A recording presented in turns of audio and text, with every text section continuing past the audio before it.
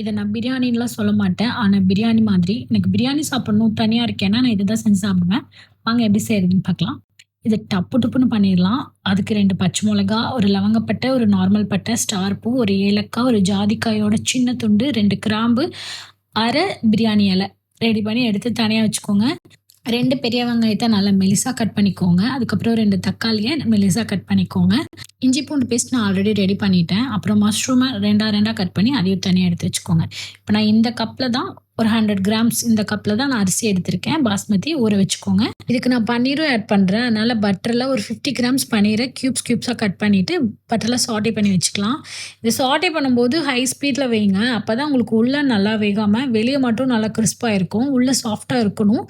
அப்பதான் இது வந்து பிரியாணியில போடும்போது நல்லாயிருக்கும். சாஃப்ட்னஸ் உங்களுக்கு நான் காட்டுறது எப்படி இருக்குன்னு பாருங்க. இது இந்த மாரி இருக்கணும்.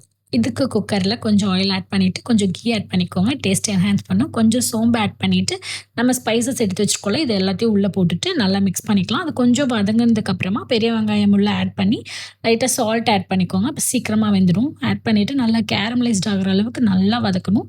அப்பதான் இது டேஸ்ட்டா இருக்கும். கொஞ்சம் டைம் எடுக்கும். புரியுது. ரொம்ப ஹை ஃப்ளேம்ல வச்சுட்டு பண்ணாம, கொஞ்சம் மீடியமா வச்சு நல்லா வதக்கணும். இது வதக்க வதக்க தான் உங்களுக்கு டேஸ்ட் வரும்.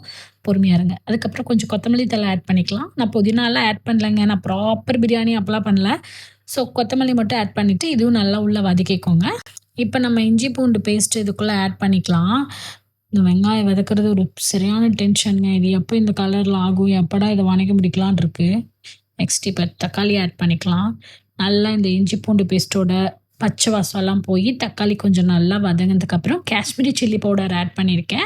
ஒரு டேபிள் ஸ்பூன் ஆட் பண்ணியிருப்பேன். டேபிள் ஸ்பூன் இல்ல, டீஸ்பூன் ஆட் பண்ணியிருப்பேன். அதுக்கப்புறம் ஒரு 1/4 teaspoon normal chilli powder add பண்ணியிருக்கேன். மிளகாய் தூள்.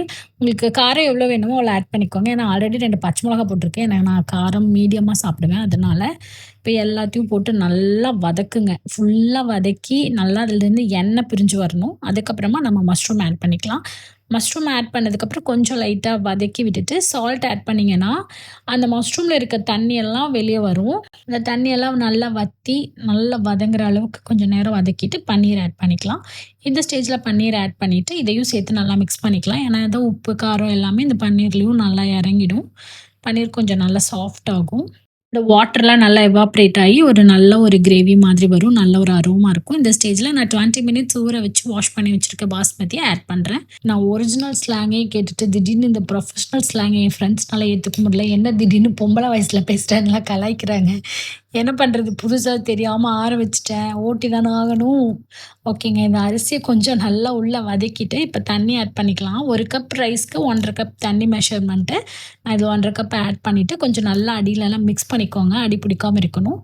மசாலா இது எல்லாமே நல்லா மிக்ஸ் ஆயிட்ட அளவுக்கு பார்த்துட்டு, உப்பு பார்த்துட்டு, லிட் போட்டு க்ளோஸ் பண்ணிடலாம். அவ்வளோதான். ஒரு 3 விசில் வர அளவுக்கு விட்டுருங்க. நல்ல பிரியாணி வந்து ஒரு நல்ல அரோமா வந்ததுக்கப்புறம் சாப்பிடறதுக்கு ரெடி பண்ணிக்கலாம். கூட ரைத்தா இல்லன்னா எப்படி? ரைத்தா பண்ணிடலாமா? நான் வந்து அதுக்கு கியூக்கம்பர் வந்து சின்ன சின்ன பீஸ் கட் பண்ணிட்டு, கொஞ்சம் ஆனியன், கொத்தமல்லி தழை இது எல்லாமே சின்னதா நறுக்கியிருக்கேன். இதுக்குள்ள கர்ட் ஆட் பண்ணிக்கோங்க. நான் வந்து யோகர்ட் தான் போட்டிருக்கேன். கொஞ்சம் சால்ட் ஆட் பண்ணிட்டு, நல்லா மிக்ஸ் பண்ணிட்டு, எடுத்து கொஞ்சம் தண்ணி ஆட் பண்ணீங்கன்னா நல்லா மிக்ஸ் ஆயிக்கும். ஆட் பண்ணி நல்லா மிக்ஸ் பண்ணிட்டீங்கன்னா, செம்ம டேஸ்ட்டா ஒரு ரைத்தா ரெடி. ஓகே, விசில் வந்தாச்சு. இப்ப சாப்பிட்டுறலாம். நான் கொஞ்சம் கியூக்கம்பர் சாலட் எடுத்திருக்கேன். இது பார்த்தாலே எங்க அம்மா ஞாபகம் வருதுங்க. எங்க அம்மாக்கு இது வச்சுட்டோம்னா போதும். இந்த அந்நியன் படத்துல எண்ணெய் சட்டியில போட்டு வறுக்கிற மாரி மூஞ்சி வச்சுப்பாங்க. நான் இது கூட பீர்க்கங்கா பொரியல் பண்ணியிருந்தேன். அது ரொம்ப சிம்பிளா பண்ணியிருந்தேன். அதனால ரெசிபிலாம் போடலங்க. அவ்வளோதான். விசில் வந்து ரெடி ஆயிடுச்சு. ஃபுல்லா நல்லா மிக்ஸ் பண்ணி விட்டுக்கோங்க.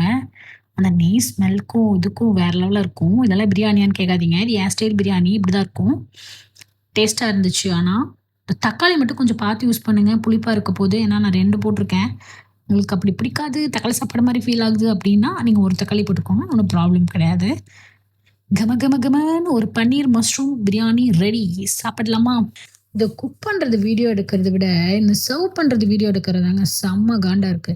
ஏன் தெரியுமா? செம்ம பசி எடுத்துருதா, இது பார்க்கும்போது எனக்கே டெம்ப்ட் ஆகுது. இத எடுத்து பொறுமையா இப்படி காட்டிட்டு, வீடியோ எடுத்து வச்சுட்டு, அதுக்கப்புறம் சாப்பிடணும். இது பாருங்க எவ்ளோ ஜூஸியா இருக்குன்னு. இது கூட அந்த ரைத்தா ஒரு காம்பினேஷன் போட்டா, அடடே! பேஷ் பேஷ் அப்படி இருந்துச்சுங்க. ரைஸ் பாருங்க அப்படியே எப்படி வெந்திருக்குன்னு. பன்னீர எடுத்து ஒரு துண்டு பிச்சு, ஒரு மஷ்ரூம உள்ள வச்சு, ரைத்தாவையும் மிக்ஸ் பண்ணி ஒரு வாய் வச்சா, நல்லா இருக்கு.